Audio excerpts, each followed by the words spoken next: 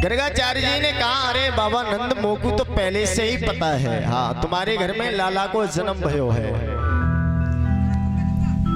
और कहा, गुरुजी आप हमारे घर पधारो, मेरे लाला को नामकरण संस्कार करो। गुरु गर्गाचार्य जी कहने लगे, हे नंद, आपके यहाँ जो उत्सव मनाया गया है जन्म उत्सव, उस उत्सव से जो मथुरा नगरी का ये कंस है ना, अभी इस मथुरा नगरी में खड़े हैं आप, ये तुमसे प्रसन्न नहीं है,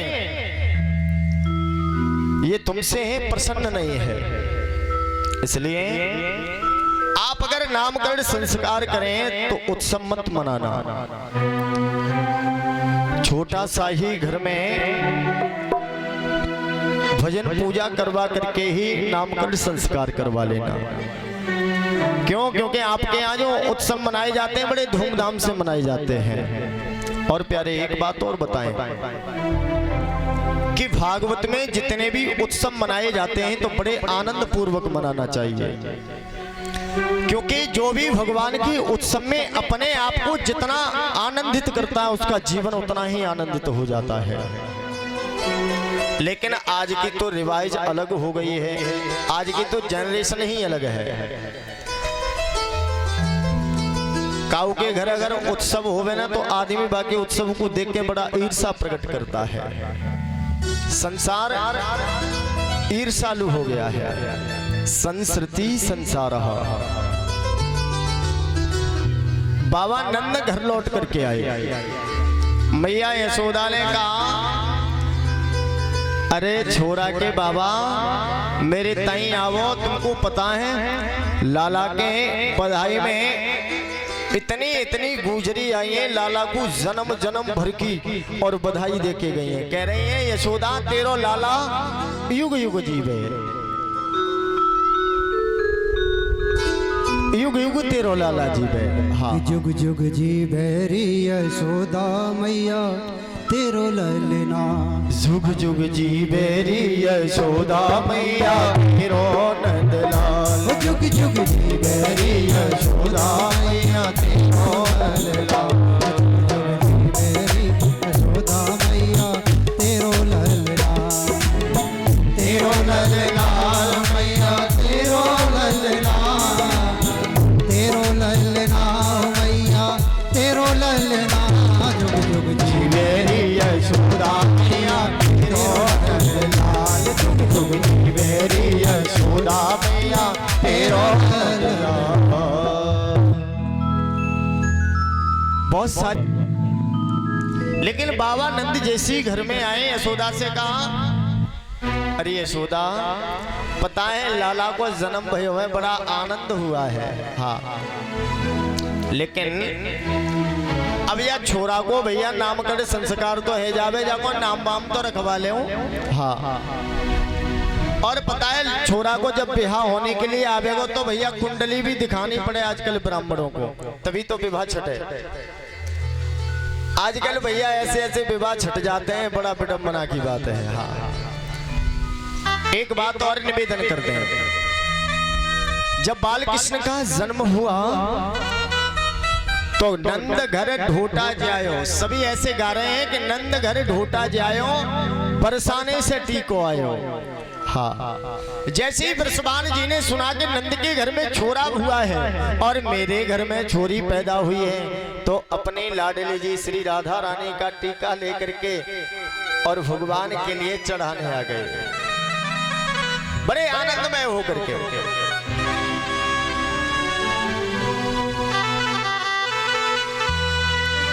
माता यशोदा ने कहा, बाबा एक बात बताओ, लाला को नामकरण जब होवे हो, कहा कोई कारण है कि? हाँ, क्या है? लाला को नामकरण जब आप करवाओ तो किसी विद्वान ब्राह्मण को ही बुलाना। जवाब दिया, हे देवी मैंने बहुत ही प्रकांड विद्वान प्रकांड आचार्य को मैंने निमंत्रण दिया है आने के लिए। कौन है?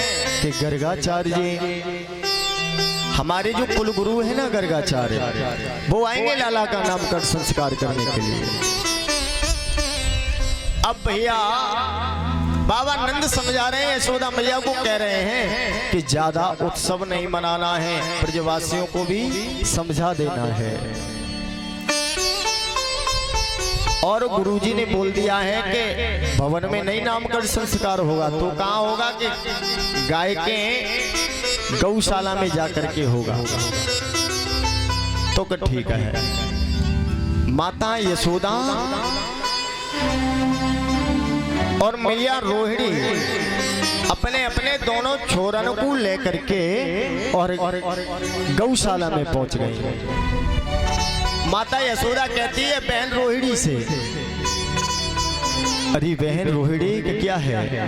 अरे ये नामकरण संस्कार करने वालों जो बाबा जी अपने यहाँ आओ है ना, बाकू पहले जात चीजों को परिचय तो कर लियो जावे कि जाते नामकरण करवो आवे अन्यथा ना आवे। जवाब दिया हाँ यो बात तो ठीक कह रही है बहन। एकदम से गर्गाचार्य जी का आना हुआ तो बाबा नंद खड़े हैं स्वागत में। बाबा नंद जब स्वागत में खड़े हैं, गुरुजी को आते हुए देखा, चरणों में प्रणाम किया।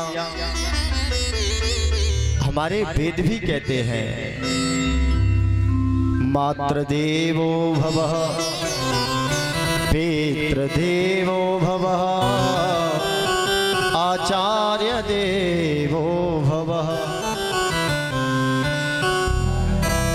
सुबह भी हमें सबसे पहले उठ करके मातृ देवो भवः, सबसे पहले माताजी को प्रणाम करें, माता को, फिर पिताजी, तब गुरुजी, तब आचार्य।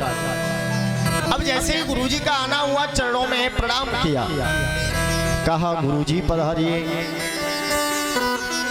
और बड़े आनंद से गुरुजी को बिठाला। और दोनों माताएं अपने अपने छोरान को लेके अपनी गोदी में आनंद से बैठे हैं। ये बच्चे जो बीच में बात कर रहे हैं ना, इनको शांत करिए भैया। अगल बगल वाले जो बैठे हैं ना, बच्चों को वहीं डांट दिया करें। डाल दिया। शुक्राचार्य जी निवेदन करते हैं, हे राजन परीक्षित, माताओं ने तो पहले ही इस बात का प्लान बना लिया था कि जब बाबा जी की हमको परीक्षा लेनी है, या तो नामकरण करनो आवे अन्यथा ना आवे। अब माता रोहिणी का जो बालक है वो माता यशोदा ने गोद में ले लिया, और यशोदा का जो बालक है वो मैया रोहिणी ने गोद में ले लिया। अब बाबा के सामने दोनों माताएं बैठी हैं और गर्गाचार्य जी सामने बैठे हैं। अब गर्गाचार्य जी से मैया यशोदा बोली, बाबा। हाँ मैया बोल, क्या कह रही है? हमारे यहाँ छोरन को नामकरण संस्कार करो। तो गर्गाचार्य जी जैसे ही देखते हैं, जैसे ही देखा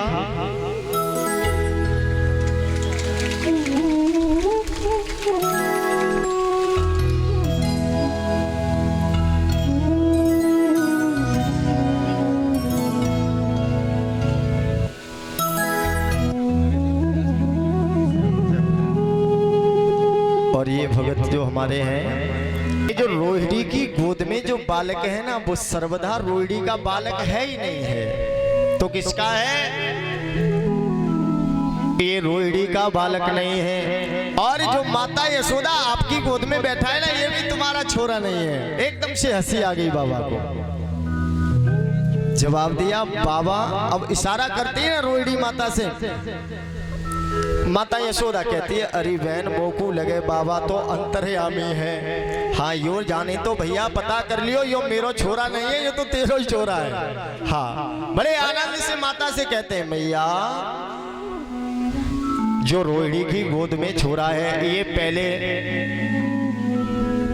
देवकी का लाला रहा है। हाँ और जो मैया यशोदा तुम्हारी गोद में जो बालक है, इसका संकर्षण होकर के ये रोहिणी के गर्भ में भेजा गया है।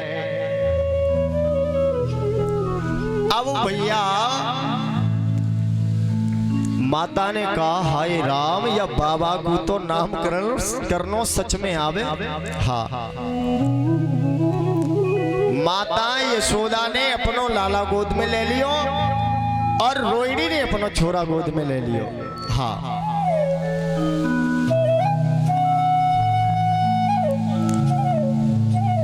माता यशोदा बैठी है और भगवान के रूप को न्यार रहे हैं श्री गर्गाचार्य जी, देख रहे हैं।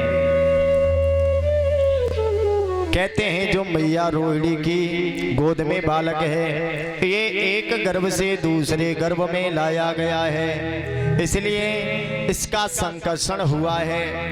इनका नाम है राम, लेकिन इनके अंदर अथाह बल होने के कारण इसीलिए इनका नाम बलराम होगा और एक इनका नाम हलधर होगा।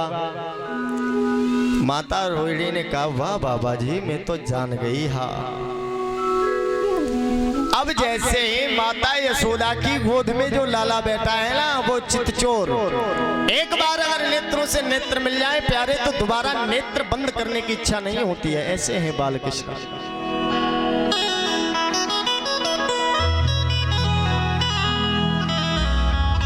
ऐसे हैं बालकृष्ण। अब जैसे ही बालकृष्ण को गर्गाचार्य जी ने देखा तो भैया एकदम जैसे ही भगवान का दर्शन किया तो एकदम से गर्गाचार्य जी कहना चाहते, मैया यशोदा तेरो लाला तो साक्षात। इतना कह पाया तब तक बालकृष्ण जो बैठे हैं ना, तो छोटी छोटे नेत्र एकदम से नेत्र फाड़ के देखने लगे। बाबा जी कहीं तुम मैया को ये मत बता दियो को साक्षात तो भगवान है। हाँ, तो सुबह माता क्या करेगी पता है?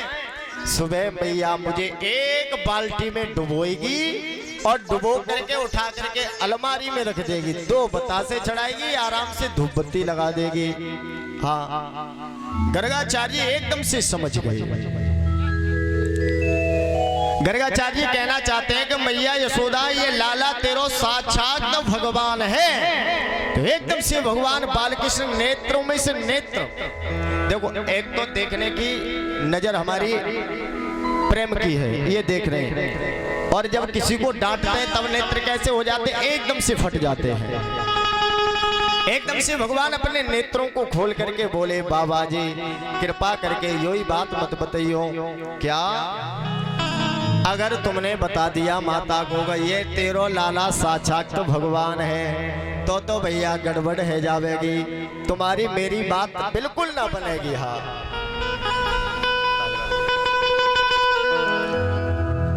क्यों? क्योंकि मैया को पता चल गया कि साक्षात भगवान है। तो मैया सुबह मुंह को स्नान करावे के लिए, चाहे सर्दी हो चाहे गर्मी हो, और स्नान कराने के ताई एक बाल्टी में डुबोएगी और उठा करके मुझे बिठाल देगी। हाँ, तो इसलिए बाबा जी मैं यो बात नहीं बनेगी, इसलिए माता कोई ये बात मत बताइए जो है।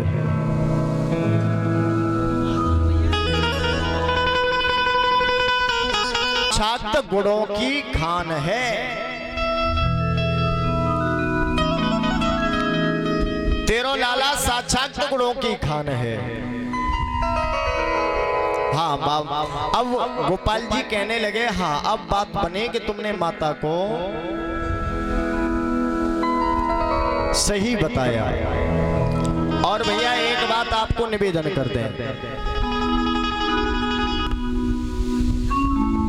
कि ब्राह्मणों से बात बदलना एकदम से आता है। ब्राह्मणों को बात बदल लेना बहुत जल्दी आता है। पता है भैया, अगर किसी का विवाह न निकल रहा हो, चलो पहले सम्मान ही कर लीजिए, सबने का दिमाग